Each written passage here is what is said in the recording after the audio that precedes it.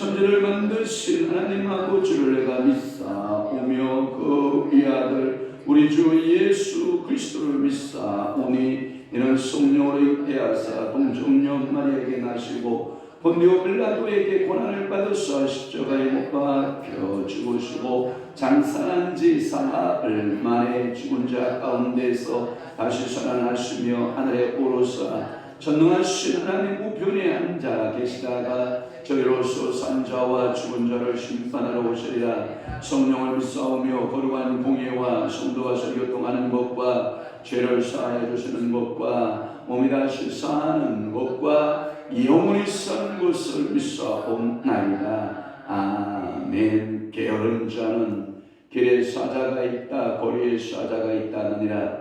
문짝이 돌쪽이를 따라서 도는 것 같이 게으른 자는 침상에서 도느니라. 게으른 자는 그 손을 그릇에 넣고도 입으로 올리기를 괴로워하느니라. 게으른 자는 쌀에 맞게 대답하는 사람 7보다 자기를 지혜롭게 여기느니라.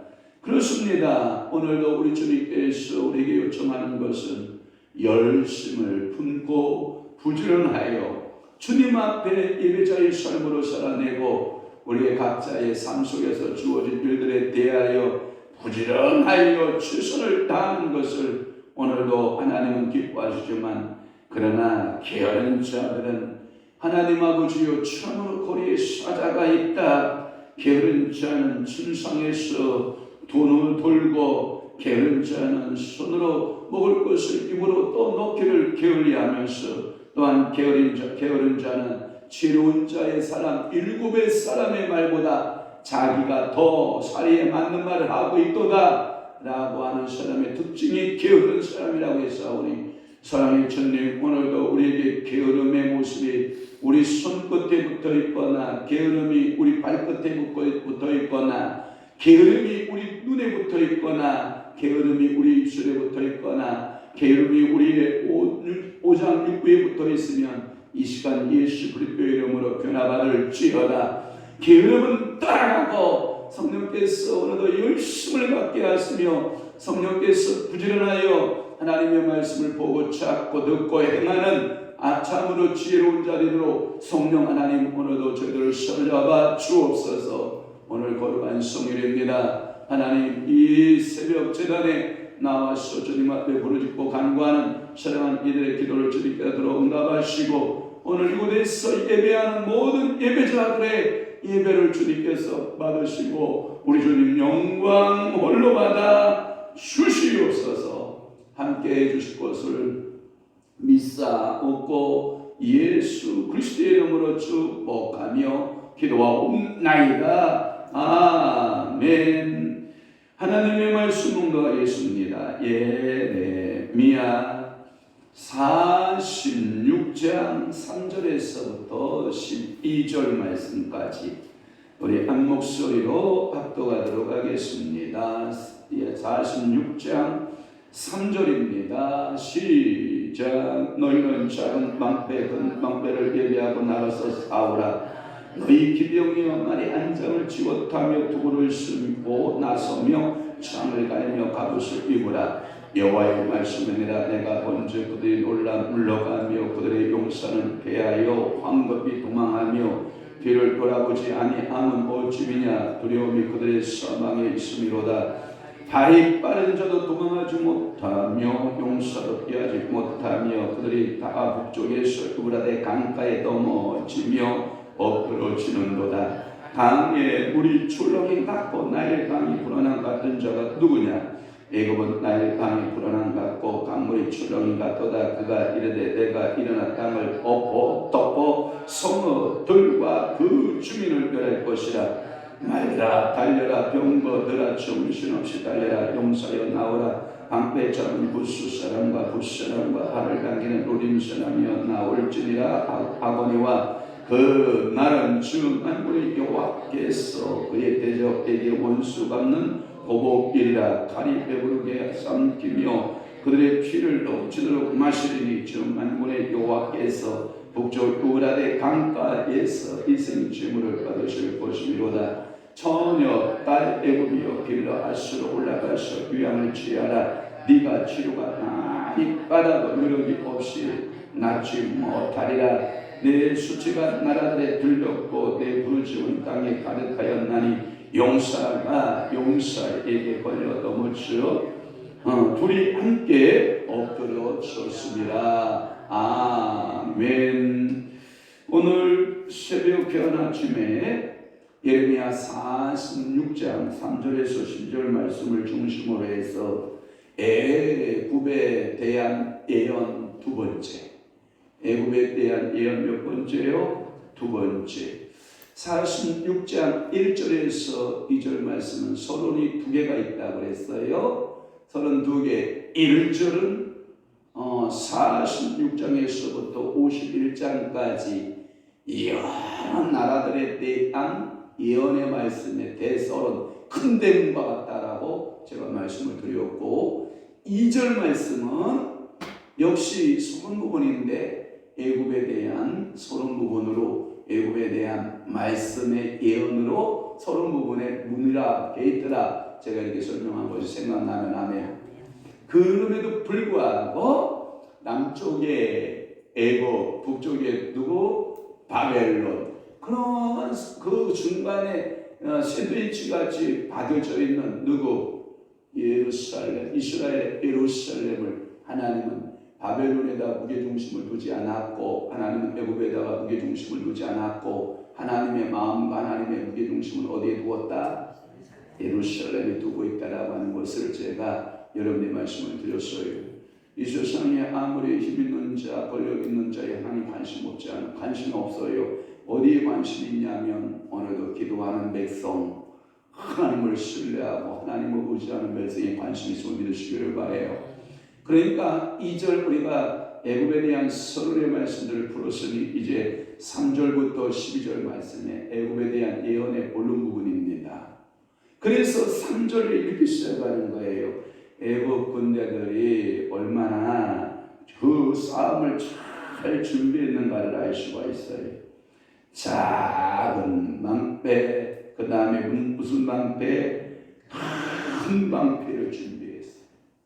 여러분, 싸움에 나가서 두 가지가 있어요. 이게 균형이 잘 맞아야 되는데, 첫째는 공격용 무기를 준비하는 거예요. 공격용 무기가 잘 준비된 반면에 또 하나는 뭐냐면 방어용 무기가 잘 준비되어야 돼요. 한 예를 들어서 권투 선수가 권투를 시작하면 이 가드를 잘 올려서 머리를 헤드를 보호해야 돼요. 최고 약한 데가 신체 기준에서 최고 약한 부분이 얼굴 부분이니까 얼굴에 헤드를 잘 가리는데 이게 계속해서 잽을 맞거나 훅을 맞으면 이게 힘이 빠지기 시작해서 가드가 내려와요. 이게 이제 어깨 밑으로 가드가 내려오면 그때부터 밥인 거예요. 마음대로 쳐서 상대방을 무너뜨릴 수가 있거든요. 그러니까 권투 경기에도 방어와 공격을 잘해야 승리하는 것처럼 이 3절 말씀에 보면 너희는 작은 방패, 큰 방패를 예비하고 나가서 싸우라. 그 말은 뭐냐면 애굽이 원정을 떠날 때 애굽에서 어디까지 북쪽 바벨론 땅 갈그미스까지 원정을 떠날 때에는 이 싸움의 준비를 잘했다 못했다? 잘했다. 얼마나 싸움을 잘 준비했느냐 알 수 있어요. 이걸 가리켜서 뭐라고 그러냐면 완벽한 중무장을 합니다. 여러분들이 가끔마다 전쟁에 나서는 군인들의 모습을 보면 여러분 끔찍하리만큼 어깨에다가 짐을 메거든요. 먹을 거, 덮을 거, 마실 거 엄청난 무게를 등에다 지고 여러분 생각해 보세요. 그렇게 무거운 전투의 가방을 메고 전투에 임한다는 거. 여러분 혼자 몸도 힘든데 30kg를 왜 메고 있는 거예요? 그 말은 뭐냐면 전쟁 시에 어떠한 위험이 닥칠지를 모르고 혼자 생존할 위험 가운데 빠져 있을 때 얼마 동안 혼자 생존이 가능한 양식과 가능한 목포라든지 여러 필수 도구들을 물이라든지 챙겨서 버텨낼 수 있는 시간을 주는 거 아닙니까? 그래서 중무장하는 거 아닙니까? 그러니까 애굽의 이 중무장 상태를 설명할 때에 작은 방패를 준비하고 큰 방패를 준비해야 해요. 품수이라고 하는 신학자는 뭐라고 얘기하냐면 이렇게 말해요. 구약에서 가장 잘 군인의 모습을 표현한 게 큰 방패, 작은 방패를 가진 것이다. 그러니까 오늘도 여러분들이 악한 사단이와 싸울 때 여러분들이 싸움에 능하게 싸워 나가려면 전투력에서 큰 방패와 작은 방패를 가지고 있어야 된다라고 하는 거예요. 그러면 큰 방패는 무엇이냐? 자기 몸을 완전히 가릴 수 있는, 적으로부터 화살이 폭발적으로 막 쏟아져 나올 때 이 큰 자신의 몸을 가릴 수 있는 큰 방패를 가져라라는 것이고, 이 작은 방패라고 하는 것은 부분적으로 자신 적군들이 칼을 칠 때 그 칼을 부분적으로 막아낼 수 있는, 손에 들고 막아낼 수 있는 그러한 방패들을 준비하고 있어라, 이런 말이거든요. 오늘도 여러분들은 영적으로 큰 방패, 작은 방패들을 준비해서 사단이와 싸울 때 여러분들은 승리한 여러분 되시면 좋겠어요.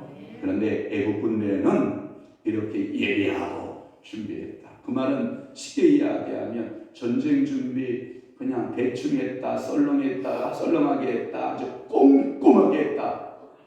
꼼꼼하게 한 거예요. 애국 군대가 이 전쟁 준비에 그렇게 꼼꼼했어요. 또 하나 4절 말씀에 보면 너희 기병이여 말에 뭘 지워라? 안장을 지워라. 안장을 지우고, 또 하나 너희는 뭘 쓰고? 투구는 뭘 보호하여? 머리를 보호해요. 그 다음에 뭘 잡고? 창을, 공격용 무기를 갖고, 그 다음에 갑옷은 뭐예요? 방어용 무기예요. 그러니까 여러분들이 이 애국 군대가 썰렁한 군대가 아니에요. 여러분 완전 중무장한 거예요. 여기서 너희 기병은 안장을 지웠다라고 하는 것은 이런 것 같아요. 지금도 말의 힘은 대단해요. 그래서 모든 힘의 단위를 거리의 단위는 밀리미터 또는 센티미터. 그 다음에 미터, 더 큰 단위는 킬로미터. 이렇게 정해져 있잖아요. 그 그와 같이 이 힘의 단위를 말할 때 0.2마력, 0.5마력, 1마력. 1마력은 말 한 마리가 끌 수 있는 힘. 그러니까 자동차가요. 여러분 봐봐요. 여러분 우리나라가 얼마나 이 전적이 발달되는지 봐봐요. 붕붕붕. 이거 얼마나 돼요? 2,400마력, 3,000마력. 이렇게 표현을 하는 경우가 있거든요. 그러면 여러분 생각해봐요. 자동차 하나가 붕붕붕 하고 쉐 달릴 때 1200마력이면 자동차가 아주 소형차거든요. 그럼에도 불구하고 1200마리가 끄는 힘을 발휘한다는 거예요. 상상을 초월하는 거죠, 여러분. 그러니까 이 자동차는 쓰는 사람에게 있어서는 굉장히 유용한 거지만 운전 미숙이나 운전을 조작을 못하게 되면 이것은 엄청난 무기로 이게 사용될 수 있는 거거든요. 그 힘을 제어하지 못하면 무기가 되는 거거든요. 그래서 운전자는 항상 조심해야 될 게 뭐냐면 저 자동차의 힘은 우리가 생각하는 그 힘의 이상이다. 그러니까 자동차가 그 힘 가지고 막 140km, 150km 또는 110km, 100km 막 달리면요. 엄청난 게 힘이 있는 거거든요. 그러니까 너의 기병이 안장을 지웠다라고 하는 것은 이 말탄 기병 완벽하게 부정한 이 기병들이 말을 타고 또닥또닥또닥 나서면요. 옛말에 이런 말 있잖아요. 여러분들이 소변을 지르고 도망가는 거예요. 오줌을 줄줄줄 싸면서 저 대적들이 거기다가요 또 휘황찬란한 문양에다가 갑옷을 입고 투구를 쓰고 창을 들고 이게 완벽한 군인의 모습으로 토닥토닥토닥토닥 말이 나타나기 시작을 하면요. 여러분 어느 군대가요 감히 그 말 앞에 막아설 새가 있어요 없어요? 없어요. 삼국지를 봐도 엄청나잖아요. 삼국지. 제가 옛날에 그 누구예요? 페르시아의 황제였던 사모님 페르시아 황제 그 누구죠? 세계를 정복하여 나섰던 그 황제가 어렸을 적에 아주 천덕꾸러기 말을 하나를 만나요. 왜? 어느 누구도 수용하지 않는 거예요. 제가 그 영화를 보면서 감동을 받았는데 알렉산더가 이 어렸을 적에 말시장에 나갔는데 이 말은 천덕꾸러기. 왜? 어느 누구도 자기 등 위에 수용한 사람은 없는 거예요. 받아주지 않는 거예요. 왜냐하면 그 말의 마음을 어느 누구도 만져줄 줄을 모르는 거예요. 그 천덕꾸러기 말시장에 가서 말이 나왔는데 그 모습을 보니까 알렉산더가 마음이 짠한 거예요. 그런데 희한한 게 있어요. 어느 누구도 그 말이 사람을 수용하지 않고 등에 태우지를 않는데 알렉산더가 가서 제가 영화에 보니까 말을 눈 호 위에다가 이렇게 톡톡 손을 몇 번 쳐주고 말 목에다가 손을 쳐주고 등에다가 이렇게 몇 번 손을 쳐주고 말에다가 뭐라고 속삭여요. 야, 너는 천덕꾸러기만이 아니야. 내가 너를 봤는데 너는 이 땅에서 가장 좋은 말이 될 거야. 귀에다 속삭여요. 그러니까 이 말이 눈을 뿜먹뿜먹하고 알았다는 듯이 고개를 끄덕여요. 알렉산더의 말에 고개를 끄덕여요. 그 말을 훈련시켜서 알렉산더는 그 말을 타고 세계를 정복하거든요. 누구도 알아보지 않았던 그 말을 알렉산더는 알아본 거예요. 그게 얼마나 큰 파괴력과 힘을 가지고 있는 말이었는가를 알 수 있어요. 그래서 어떤 전쟁에 나가서 그 말이 화살에 맞고 창에 맞고 칼에 맞아서 쓰러 죽는다고요. 그때 그 말을 잃은 알렉산더의 가슴은요, 그 말을 붙들고 그렇게 운다고요. 왜 그렇게 우냐면 미안하다는 거예요.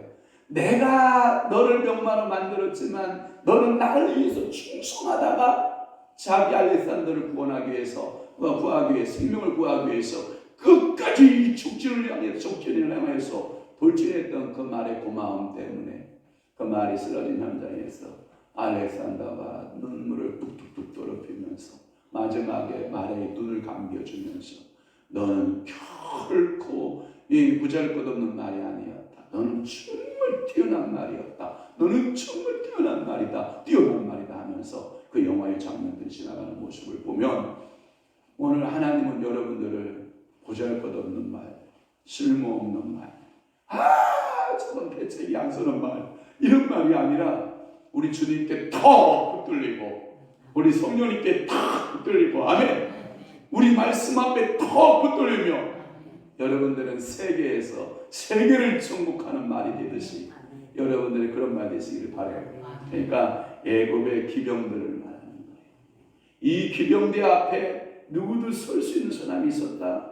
없었다. 심지어 신흥 세력이었던 바벨론하고 이 애굽의 군사력 하면 말의 군사력인데 이 충돌하기 시작을 하는 거예요. 그런데 하나님 손이 어느 쪽으로 가나 한번 더 살펴봅시다. 5절 말씀에 보면 이게 문제예요. 여호와의 말씀이니라. 환상이 에레미야에게 열린 거예요. 에레미야가 봤어요. 그들이 놀라 물러가며 그들의 용사는 피해 망국에 도망하여 뒤로 돌아보지 아니하면 어찌미냐. 두려움이 그들의 사방에 있음이로다. 그렇게 무충무장하고 준비다한 전쟁이잖아요. 그런데 패배하기 시작해요. 자, 인생은 내 마음대로 된다 안 된다? 내가 이렇게 준비하면 살 것 같다. 사라진다 안 사라진다? 전혀 안 사라진다. 내가 이렇게 하면 무엇인가 될 것 같다? 아니다. 하나님이 해주셔야 된다.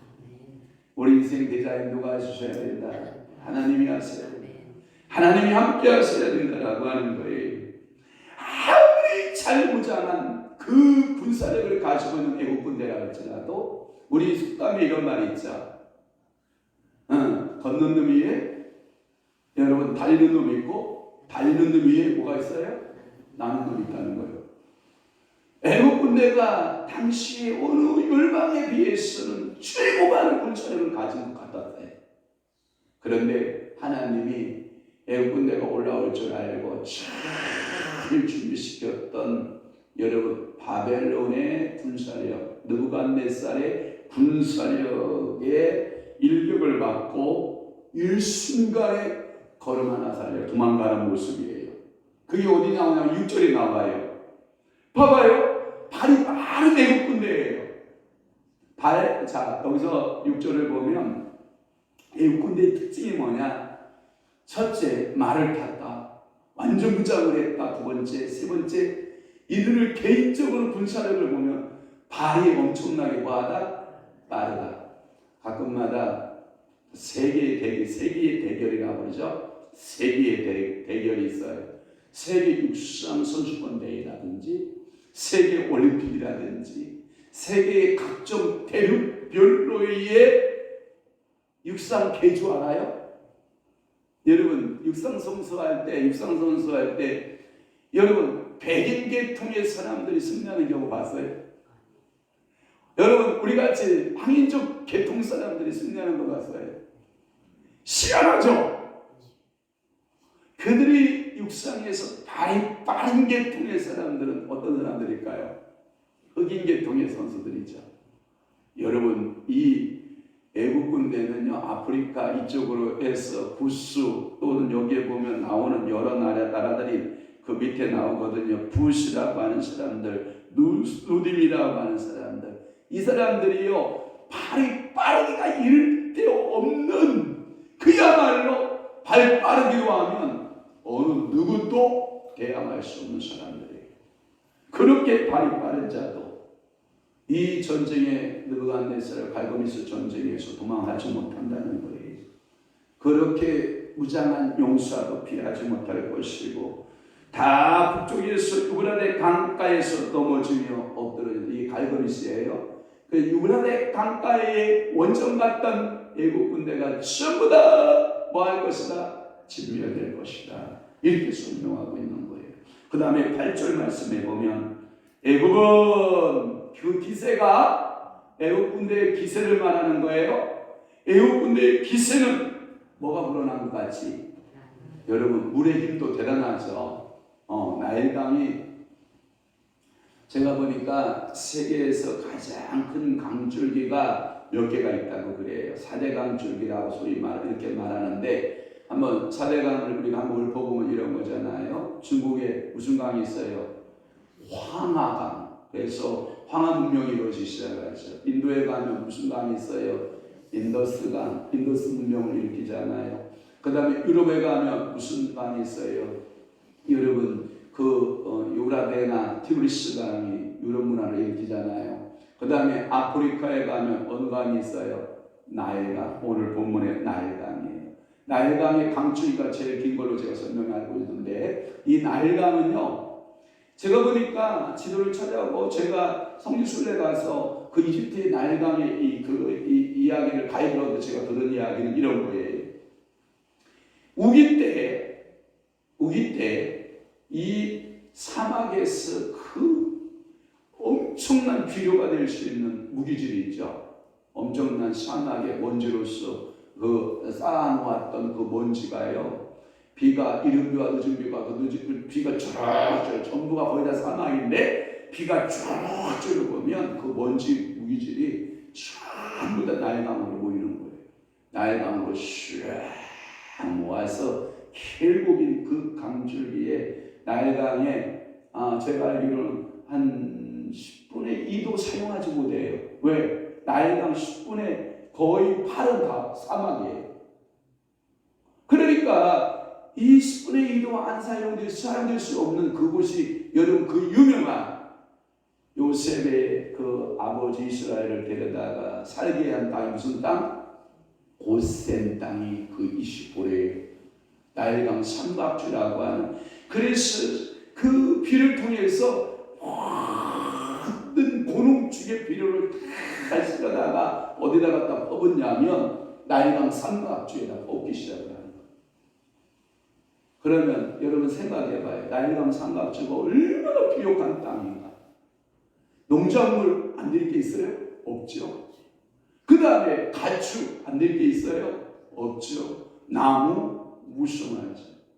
그래서 이 나일강 삼각주에는 도시가 형성돼요.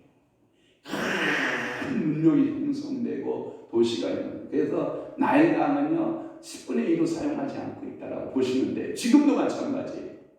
그러니까 이 나일강이 추방이 날 때, 이 강물이 흉흉하게 막 이 강물이 출렁일 때, 이때에 온 대지에 그 나일강물이 다 덮은 것 같은 그러한 현상이 있다 할지라도, 애국 군대가 나일강의 그 창이랑 나일강의 출렁이 같이, 이게 마치 군사가 1부대 앞으로 가 그러면 이게 군사력이 출렁해서 왜 어디로 가냐면 이제 왕의 대로를 타고 이 부대가 나서서 이스라엘을 지나서 그 유브라데 강가의 갈그리스까지 출렁 부대가 움직이는 그 모습을 치유적 표현한 거예요. 그래서 제가 얘기했잖아요. 3절에서부터 12절 말씀은 전부 다 무슨 채로 되어 있다? 시효체로 되어 있다. 그러니까 이 애국 군대가 움직이는 모습이 마치 나일강의 출렁이같이. 여러분 우리나라도 일제 때 여러분 노래 불렀던 새야 파랑새야 녹두밭에 울지 마라. 일본 군대가 무슨 의복을 입었다고요? 저 파란색의 청색의 그 무장을 하고 우리나라에 들어와서 일본군이 움직일 때마다 이 파란 물결이 출렁 대한민국을 유린한 거 아닙니까? 이 조선반도를 그렇게 유린했던 거 아닙니까? 그 파란새들이, 우리나라는 뭐예요? 겨우 녹두밭 같은 존재인데 그 파란새들이 한번 지나가면 녹두밭은 뭐예요? 진멸되고, 녹두는 익어야 안 익어요? 열 수가 없고, 꽃은 다 떨어지면 창포장수는 뭐예요? 울고 간다. 우리는 울 수밖에 없었던, 그래서 일제 강점기 때 울 수밖에 없었던, 그래서 이 새들이 한번 싹 지나가면 녹두밭은 온갖이 없는 것이, 간볼 수 없는 거지. 그와 같이 애굽의 군대가 나일강에 샹양같이 밀려들기 시작하는, 어디로? 이 바벨론 땅으로 막 군사력 이동하는 모습을 표현한 거죠. 그것을 가리켜서 그들의 기세가 얼마나 컸는가. 이국 군대의 이 엄청난 기세가 엄청나게 컸다라고 하는 것을 우리가 알 수가 있어요. 그러면서 땅을 덮었다라는 표현을 쓰고 9절 말씀에 보면 발이 빠른 사람들, 정말 강한 용사들, 그래서 거기에서 나오는 것을 보면 부수 사람들, 그 다음에 붓사람들, 그 다음에 활의 전문가였던 누딘 사람들. 그러니까 칼을 쓰는 자는 칼의 전문가요, 활을 쓰는 자에게는 활의 전문가요, 그러니까 창을 쓰는 자에게는 뭐예요? 창의 전문가예요. 그러니까 이 사람들은 전쟁이 뭐예요? 완벽하게 무장된 사람들을 상징적으로 시적으로 표현하고 있는 것임을 우리는 알 수가 있어요. 그러면서 10절 말씀에 보면 그날 누가 여호와께서 그날을 준비했는데 어떤 군대와 애국 군대와 바벨론의 군대가 만나는 날, 뭔 얘기인지 알죠? 그날이 온다 안 온다? 온다. 지금은 여러분 자 보세요. 이스라엘과 하마스가 부딪히는 날, 지금 그날에 우리가 있잖아요. 또 하나 제렌스키가 이끄는 나라가 어떤 나라죠? 우크라이나. 그 다음에 푸틴이가 이끈 나라가 어떤 나라예요?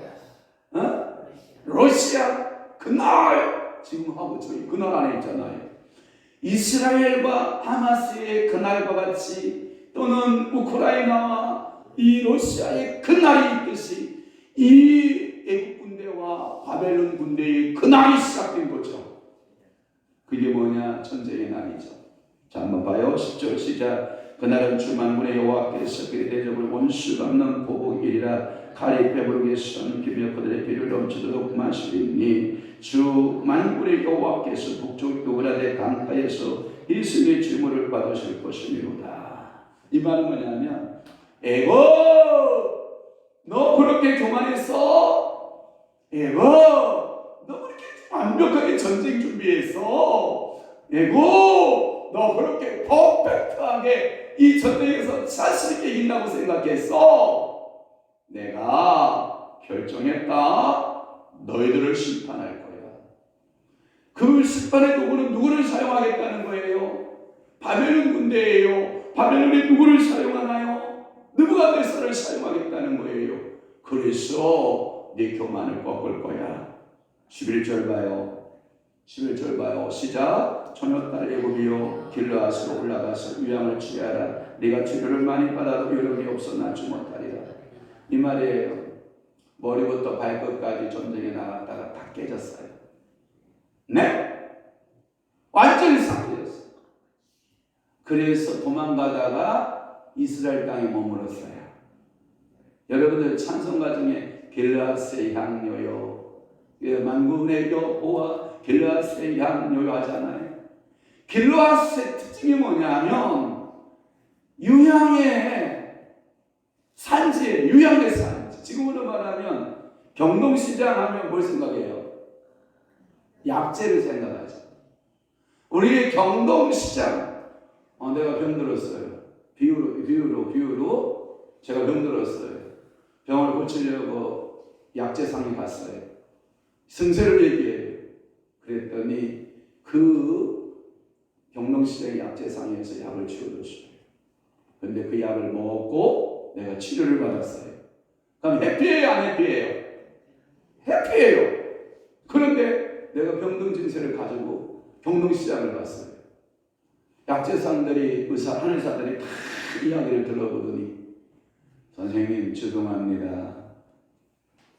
이 경동시장에는 당신을 고칠 약이 없습니다. 이러면 여러분 슬퍼요, 안 슬퍼요?